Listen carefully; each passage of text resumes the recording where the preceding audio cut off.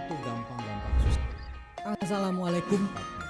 Artinya apa? Datang di podcast Tetap Ilmu berjalan Politik dengan lancar sejauh ini. Oke.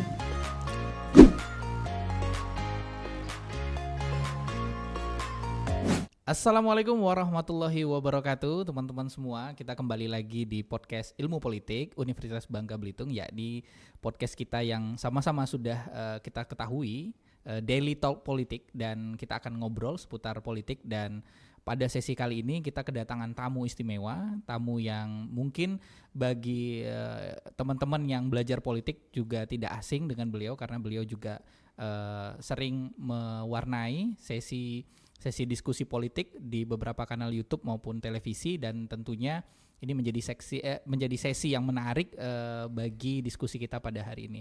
Kita sambut saja, sudah hadir di studio podcast kita ada Dr. Alfitra Salam Apu. Apa kabar Pak Alfitra? Alhamdulillah, saya sehat Pak Ari. Alhamdulillah. Nih kesibukannya apa nih Pak sekarang? Ya, kebetulan dapat tugas untuk survei etik kepatuhan penyelenggara pemilu di Bangka Belitung. Di Bangka Belitung. Selama 3 hari. 3 hari, berarti dari hari apa Pak di sini? Dari hari kemarin sampai sekarang. Sampai sekarang ya? Ya. Oke. Nah teman-teman semua, kita bakal ngobrol beberapa tema menarik tentunya, dan terkhusus kita bicara soal yang paling aktual terkait dengan kepemiluan kita, dan yang menjadi agenda dalam ruang demokrasi elektoral kita ke depan adalah pemilihan kepala daerah yang akan dilangsungkan di 545 daerah di Indonesia, terdiri dari provinsi, kabupaten maupun kota, dan tentunya ini menjadi pesta demokrasi kedua kita di tahun yang sama. Nah, menurut Pak Alfitra Salam sendiri, nah ini kan kita bicara soal pilkada nih Pak. Apa yang menjadi tren-tren pilkada kita di 2024 ini Pak? Ya, pilkada tahun 2024 ini sangat menarik karena ini pilkada yang terbesar. Ya. Hampir 38 provinsi, habis 491 kabupaten dan juga kota. Dan yang paling menarik sebenarnya dari pilkada tahun 2024 ini adalah pertama kemungkinan kelanjutan pola dan format koalisi pilpres ya. Yang berlanjut sampai pilkada ini. Dan mungkin di dalam pilkada ini bukan hanya koalisi yang kesinambungan, tetapi juga ada kata plus. Wah. Plus ini tentunya berkaitan dengan tambahan dari partai-partai yang selama ini bertentangan dengan KIM ya, Koalisi Indonesia Maju, dan sekarang sudah ada PKS, PKB, Nasdem yang bergabung di dalam proses koalisi di pilkada di beberapa daerah. Ini saya kira tren yang menarik sekarang ini adalah koalisi berkelanjutan dan koalisi berkelanjutan plus, yang akhirnya menimbulkan berbagai persoalan di dalam pilkada, dan isu ini sangat menarik sekali. Menarik ya, oke. Nah teman-teman semua, kita sudah dengar tadi Pak Alfitra sudah menjelaskan terkait dengan fenomena Kim Plus ya Pak ya, di koalisi di beberapa daerah, bahkan wujudnya jadi menarik. Nah dari fenomena kita ini Pak, beberapa daerah sudah mulai menampakkan wujud bahwa terjadinya fenomena kotak kosong. Mungkin Bapak bisa cerita seperti apa sih kemunculan fenomena ini? Apakah itu alami karena adanya superioritas popularitas dari petahana atau politisi, atau memang mungkin ini menjadi cara atau jalan baru dalam ruang politik itu Pak? Bagaimana? Ya, yang kedua yang menarik seperti saya katakan tadi, koalisi yang berkelanjutan. Yang paling penting dalam pilkada 2024 ini adalah bahwa pilkada tahun 2024 ini adalah persiapan Pilpres 2029. Wah.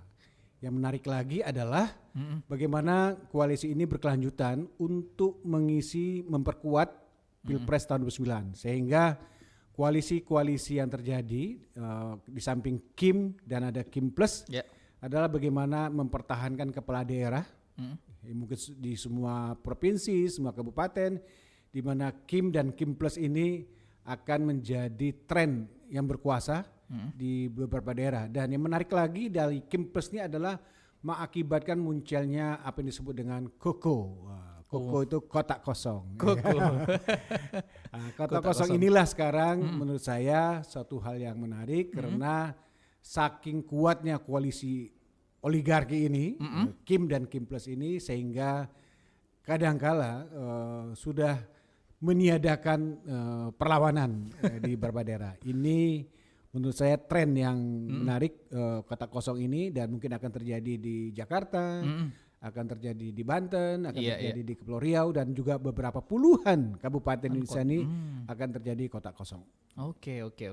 Nah, dari saat kita syuting podcast ini juga Pak, informasinya memang di beberapa wilayah di Bangka Belitung juga kemungkinan akan muncul fenomena kotak kosong pada pilkada kali ini, dan tentunya ini menjadi hal baru ya bagi masyarakat kita. Dan mungkin pertanyaan selanjutnya adalah seperti apa peran penyelenggara seandainya terjadi kotak kosong, Pak?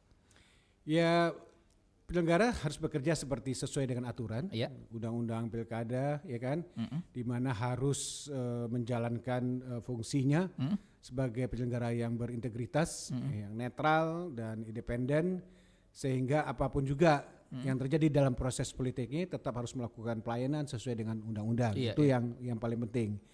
Yang kedua, tentunya apapun juga kotak kosong yang terjadi, ya pilkada tetap harus dijalankan. Tetap harus dijalankan meskipun kotak kosong ini adalah suatu gejala yang baru dalam pilkada, baru dalam artian sangat kolosal. Meskipun pada pilkada beberapa tahun yang lalu sudah ada kotak kosong di Makassar, tetapi tren tahun 2024 ini cukup tinggi jumlahnya, sehingga menimbulkan pertanyaan bagi kita, bagaimana proses demokrasi pada tingkat lokal, bagaimana koalisi Kim Plus ini bisa menjuarai beberapa kepala daerah, apakah provinsi atau kabupaten. Yang ketiga, seperti yang saya katakan tadi, bahwa Kim dan Kim Plus ini adalah suatu persiapan bagaimana Pilpres 2029 ini akan tetap menjadi koalisi yang berperan di dalam Pilpres 29 nanti. Oke, menarik ya Pak.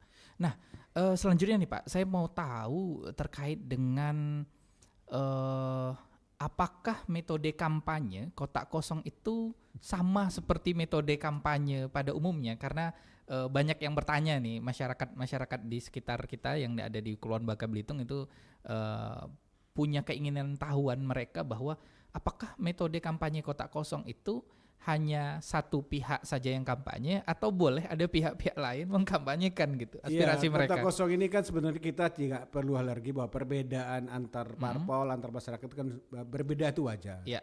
Tetapi jangan meniadakan perbedaan. Jangan melarang perbedaan, apalagi mencegah orang yang potensial. Itu saya kira menurut saya batasan-batasannya. Dan tentunya kalau itu pilkada itu kotak kosong, ya tetap akan berjalan.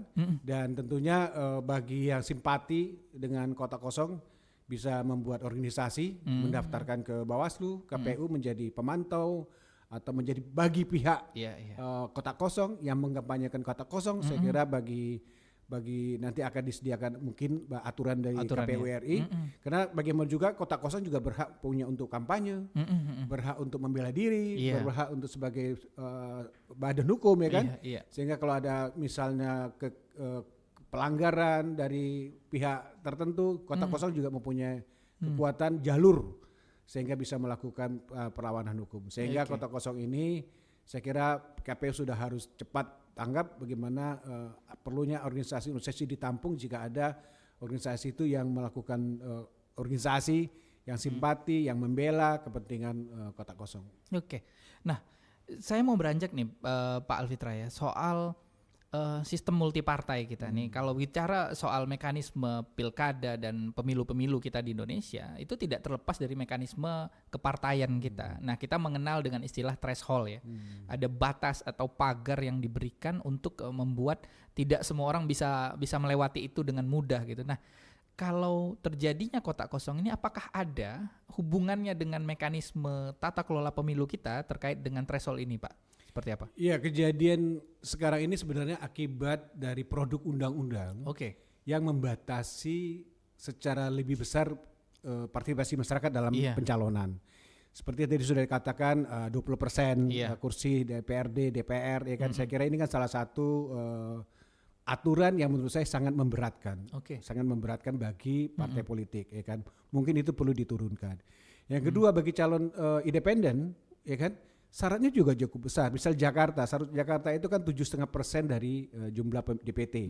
DPT-nya misalnya adalah 8,2 juta, dia harus mengumpulkan KTP itu sekitar 590.000. Itu cukup berat bagi sehingga dari segi pencalon independen pun juga harus diturunkan. Iya. Sehingga dengan ada penurunan dari batas 20%, dari batas dari pencalon independen dari misalnya 7,5% dari khusus contoh di PKI, perlu itu saya kira kalau itu nanti undang-undang itu direvisi, dan saya berharap KPU dan teman-teman di DPR sebagai produk undang-undang sudah bisa mengantisipasi perubahan-perubahan yang berkaitan dengan undang-undang pemilu dan pilkada. Sehingga peluang bagi partai dan independen untuk mencalonkan itu cukup besar. Kalau sekarang sangat terbatas, 20% itu menurut saya cukup tinggi. Sehingga itu menyulitkan, dan inilah salah satu hilirnya adalah tentang kotak kosong tadi. Oke. Nah, dengan batas 20% itu juga ya Pak, itu ada beberapa politisi juga menyampaikan saat diskusi-diskusi dengan beberapa politisi, mereka menyampaikan bahwa angka 20% itu hanya menguntungkan partai-partai besar gitu. Sehingga untuk memimpin koalisi atau mengelit satu poros itu sangat diuntungkan bagi mereka yang punya kursi lebih dominan gitu kecenderungan, dan bergening terhadap partai menengah justru jauh lebih kecil pada pilkada kali ini. Ujung-ujungnya mereka following di beberapa tempat ya Pak. Itu seperti apa Pak? Ya persoalannya kan yang membuat undang-undang itu ya partai besar. Tentunya produk undang-undang itu ya tentu menguntungkan partai. Iya. Selagi tidak menguntungkan ya bagi dia tidak akan dilakukan. Okay. Sehingga menurut saya harus ada lembaga independen lah, ya kan? Yang mungkin perlu ada perubahan-perubahan berkaitan dengan penyusunan undang-undang, perlunya ada pengusulan lembaga independen. Begitu juga KPU, Bawaslu juga tidak perlu ada melalui DPR, ya kan? Cukup melalui tim sel saja. Iya. Sehingga keterbatasan ini sehingga menurut saya perlu diantisipasi dalam perubahan atau mendesain ulang pilkada dan pemilu yang akan datang. Oke. Nah, selanjutnya kita beralih nih Pak ke bicara soal money politik. Jadi pilkada, pemilu itu tidak lepas dari kata money politik tadi Pak. Jadi dan trennya seperti apa nih Pak terkait dengan money politik kita baik di Indonesia maupun di daerah-daerah? Ya, jujur katakan biaya politik itu cukup besar. Iya. Biaya, ya kan? Biaya ini cukup besar. Jadi bagi orang yang nggak punya uang, ya mohon maaf, tidak bisa mencalonkan, ya kan? Mulai dari biaya baliho, ya kan? Biaya saksi, ya kan? Biaya transport, akomodasi, luar biasa besarnya. Jadi biaya politik di sana ini cukup besar, itu, ya kan? Yang kedua, oleh karena itu biaya yang cukup besar itu tentunya mengakibatkan sulitnya bagi pemilih, ya kan? Bagi calon untuk merayu dan bagaimana masyarakat ikut membantu memilih si calon tersebut. Iya. Nah, tren yang kedua memang kecenderungannya masyarakat kita masih suka uang, doyan uang. Iya. Bagi dia pilkada pemilu itu adalah panen, ya kan? Panen uang. Inilah kesempatannya uang dari calon, ya kan? Selama. Dan ini berkembang di beberapa daerah, dan itu nilainya tergantung kepada tingkat pertumbuhan ekonominya. Misal di Papua lebih tinggi, Kalimantan lebih tinggi, di Riau lebih tinggi, di Solo mungkin di Jawa Tengah mungkin lebih kecil. Kan? Iya. Jadi akibat politik uang inilah saya kira menurut saya yang merusak sendi-sendi demokrasi, ya kan? Iya. Ada ketidakpercayaan calon terhadap pemilih bahwa seolah-olah bagi dia ya uang adalah satu-satunya yang bisa membuat berhasil, ya kan? Jadi mengandalkan uang inilah menurut saya, dan saya yakin hampir 90% lebih kemarin caleg semuanya berhasil karena uang. Oke, menarik ya Pak, biaya. Dan saya teringat satu buku menarik dari Edward Aspinall dan Ward Barton Scott, itu Demokrasi for Sale, judul bukunya, dan Burhanuddin juga menulis Kuasa Uang. Dua buku itu kan menceritakan tentang fenomena bagaimana transaksi atau politik kita justru berjalan secara informal, bukan dalam ruang politik yang formal gitu. Nah, fenomena ini seperti apa Pak ke depan kalau kita melihat demokrasi kita, apakah tumbuhnya seperti apa ya untuk demokrasi kita? Ya, salah satu kelemahan kita adalah bahwa pendidikan politik di masyarakat kita masih rendah. Itu pendidikan politik. Kuncinya semakin tinggi pendidikan politik, semakin kesadaran cukup kuat, saya kira money politik semakin berkurang. Oke. Nah, sekarang ini partai politik pun tidak begitu banyak melakukan pendidikan politik terhadap masyarakat. Justru mendidik untuk melakukan proses politik uang, ya kan? Ini menurut saya salah satu kelemahan. Dan yang kedua, saya berharap KPU, Bawaslu juga diberi ruang bagaimana melakukan pendidikan politik yang baik, ya kan? Oke. Baik itu di kampus, apakah itu di kampung-kampung, apakah itu di daerah-daerah, minimal bagi partainya ya melakukan pendidikan terhadap konstituennya, sehingga kesadaran politik yang sehat, ya kan, bahwa pencalonan itu berdasarkan kapasitas, kompetensi yang layak, ya kan, ini kan penting ya. Selama ini kan kita hanya melihat baleho-baleho, tapi kita tidak tahu apa visi misinya mereka, ya kan, Betul. sehingga faktor populis lah ya akan menjadi menonjol, ya kan.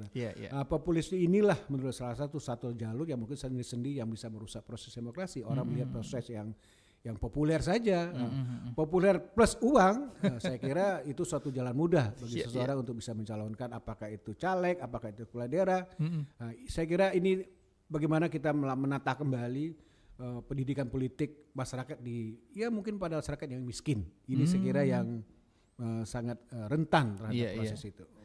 Ya, dan trennya juga begitu Pak ya, di beberapa daerah ya di Indonesia, satu jurnal ilmiah juga menarik kemarin bahwa ada tren fast food, kebijakan cepat saji gitu. Jadi karena apa? Menyenangkan publik. Dia lihat kontinuitasnya nggak jelas misalnya, atau sifatnya hanya masyarakat kita kan sifatnya monumen Pak ya. Melihat pembangunan itu selalu fisik gitu. Padahal pembangunan kan terbagi dua, pembangunan sosial dan pembangunan fisik memang. Nah, masyarakat kita dominan pada fisik karena populisme tadilah yang menyebabkan perilaku politisi pun akhirnya sama. Jadi saling tangkap gitu. Masyarakatnya seperti ini, lalu politisi juga menangkap dengan cara yang sama gitu. Nah, selanjutnya saya mau beralih dari tadi obrolan kita money politik soal ideologi, Pak.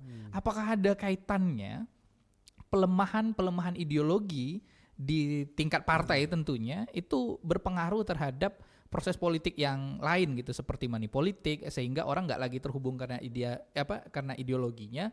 Ya sudah, pragmatis saja, disubstitusi akhirnya ideologi itu dengan uang. Itu seperti apa Pak? Ya, pengalaman Pileg dan 2024 kemarin, saya melihat ya semua hampir kelihatan semua partai ideologinya sama, ya kan? Di tengah Pak ya? Di tengah semua sama-sama memperjuangkan keadilan, kesejahteraan, ya kan? Kesetaraan, semua sama saya. Sekarang jadi menurut saya ya partai hanya tinggal nama aja gitu kan. Tetapi menurut saya akhirnya yang menonjol adalah persoalan individu calon, ya kan, ya. Orang tidak melihat lagi itu partai dari mana, meskipun ada itu faktor itu ada, ya kan. Tetapi faktor populisme itu lebih banyak diperhatikan masyarakat. Faktor misalnya hal-hal yang sifatnya pribadi. Apalagi sekarang sudah model ada medsos, ada salah satu calon yang betul-betul bisa memperhatikan masyarakat miskin, ya, itu menjadi perhatian. Akhirnya yang terjadi adalah persepsi masyarakat terhadap calon, ya kan. Persepsi itu kan menurut saya kan sangat subjektif. Subjektivitas persepsi inilah menurut saya yang banyak dialami oleh masyarakat kita. Bahwa orang itu bersih, orang itu rajin, itu lihat dari medsosnya, ya kan. Nah, inilah menurut saya medsos itu telah membentuk frame, ya kan, kepada masyarakat bahwa dialah yang mungkin layak untuk menjadi kepala daerah, menjadi legislatif. Ini yang menurut saya ya, penting di dalam proses penggunaan medsos. Iya. Menarik. Selanjutnya nih Pak, saya mau gali juga terkait dengan representasi gitu. Kan pemilu tuh bagian dalam kita memberikan salah satu sarana untuk kemudian mewujudkan representasi politik masyarakat ya dalam mekanisme pemilu gitu tentunya. Nah, dalam teori ada satu teori menarik gitu, Hannah Pitkin itu populer sekali berbicara soal 4 tingkatan soal representasi, mulai dari yang simbolik, formalistik, lalu kemudian deskriptif dan sebagainya gitu. Dan dari yang terjadi hari ini Pak, seperti apa representasi itu bisa muncul benar-benar ada di ruang politik kita, terutama pada pemilu kepala daerah gitu. Yang terjadi hari ini adalah pola pemilu kita itu hanya ya kalau bisa disederhanakan lebih dominan transaksi di awal, sehingga ketika mereka menjabat, mereka menjalankan pemerintahannya justru tidak merepresentasikan dari kepentingan publik, hanya kepentingannya untuk kembali lagi pada status quo-nya, yakni ke partai politik, membalikkan biaya dan sebagainya, sehingga representasi itu tidak benar-benar muncul ya. Kalau saya ambil ya sedikit Pak ya soal definisi, saya menyepakati bahwa representasi adalah bagaimana menghadirkan kembali kehendak publik itu dalam ruang kebijakan, baik itu bisa dari kepala daerah maupun melalui legislatif yang ada di DPR gitu. Nah, itu seperti apa ya Pak kira-kira? Ya, ini sebenarnya kita kembali kepada bagaimana kedekatan partai dengan masyarakat, ya kan. bagaimana partai itu bisa menjadi representasi masyarakat. Iya, iya. Persoalannya adalah apakah partai selama ini pernah nggak konsultasi dengan masyarakat? Iya, Kan? iya. Dengan konstituennya, kami ingin mencalonkan ini, pernah nggak dia konsultasi? Saya melihat hubungan antara partai dan masyarakat ini sudah agak renggang, Iya. bahkan ada kesan terputus. Hal yang muncul adalah akibatnya adalah dominasi keputusan partai. Keputusan partai itu adalah berdasarkan kepada kemampuan keuangan seseorang, Iya. bukan kepada representasi pada masyarakat tersebut.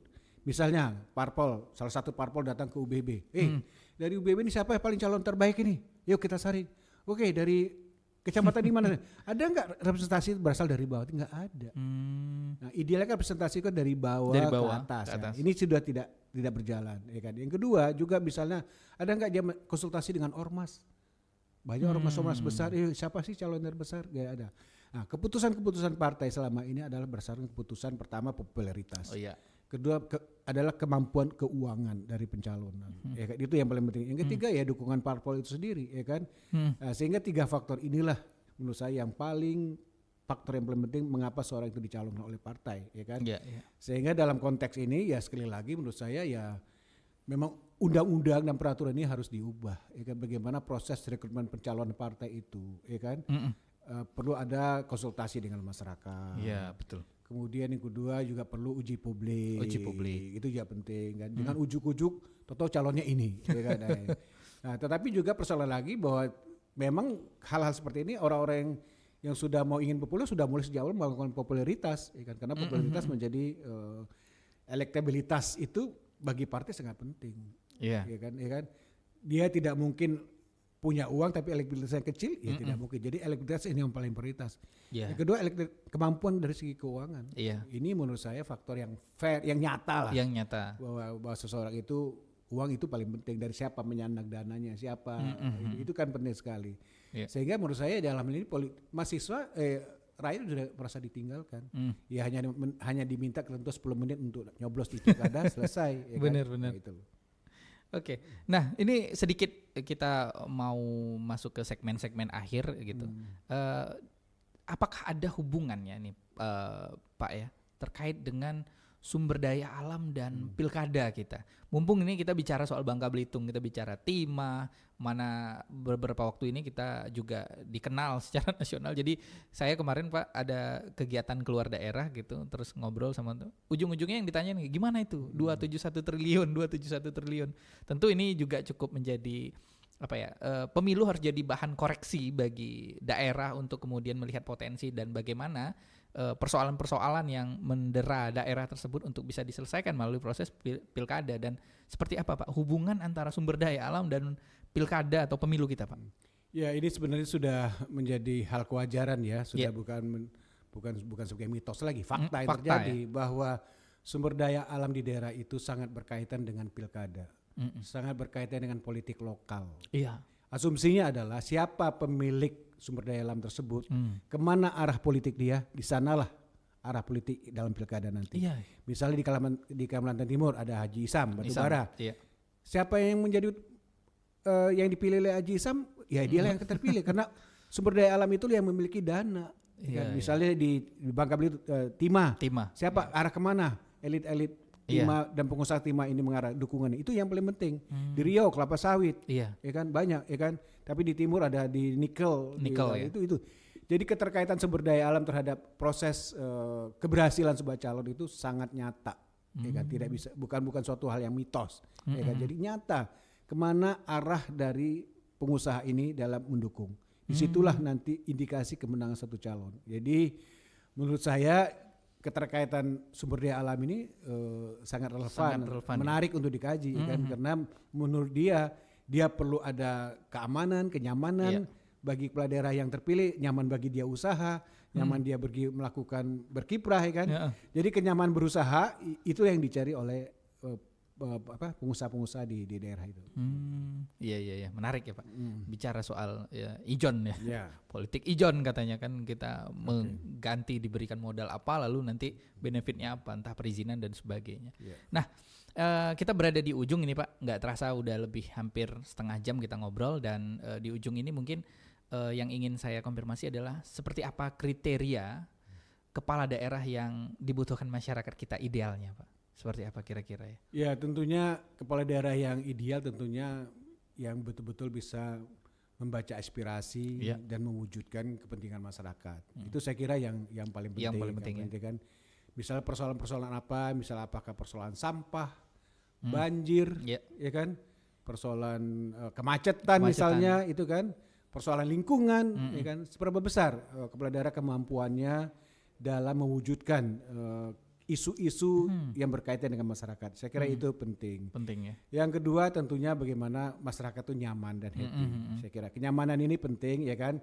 Jangan sampai kepala daerah itu tidak membuat nyaman masyarakat ya kan. Yang ketiga tentunya bagaimana kepala daerah itu punya desain visi yang baik bagaimana meningkatkan kesejahteraan masyarakat. Bagaimana dampak dari timah terhadap kesejahteraan, bagaimana pertanian, bagaimana menyalurkan ya masalah-masalah petani yang menurut saya masih kendala yang sampai sekarang kan. Saya kira di situ kunci ya.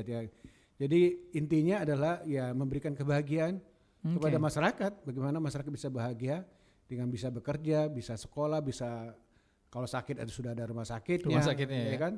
Itu yang menurut saya sangat sederhana. Itu infrastruktur juga baik. Ya kan saya kira kepala daerah menurut saya juga harus komit dengan kepentingan daerah yang bersangkutan. Oke, menarik sekali teman-teman semua dan penonton Daily Talk Politik. Kita sudah di ujung sesi dan mungkin sedikit Pak bisa memberikan closing statement ke penonton kita atas diskusi kita. Mungkin kita bicara demokrasi elektoral kita, terutama untuk pilkada. Seperti apa Pak closing statementnya? Silakan. Ya, kami berharap masyarakat tidak buta politik, ya kan? Ya. Mari kita sama-sama mengamati, mengawasi pilkada ini dengan secara seksama. Sehingga proses pilkada ini berjalan dengan secara demokratis, ya kan? Tidak ada diskriminasi, tidak ada pertarungan-pertarungan yang mungkin sangat merugikan masyarakat, ya kan? Dan yang paling penting bagi penyelenggara, khususnya KPU, Bawaslu, mohon dijaga secara kuat bagaimana etik penyelenggara pemilu, integritas, independensia, kenetralan itu penting dijaga. Jangan sampai penyelenggara pemilu juga menjadi pemain di dalam pilkada nanti. Itu saya pikir apa yang paling penting. Siap. Wasit nggak boleh main Pak ya? Wasit nggak boleh main. Oke teman-teman semua, terima kasih sudah menonton Daily Talk Politics.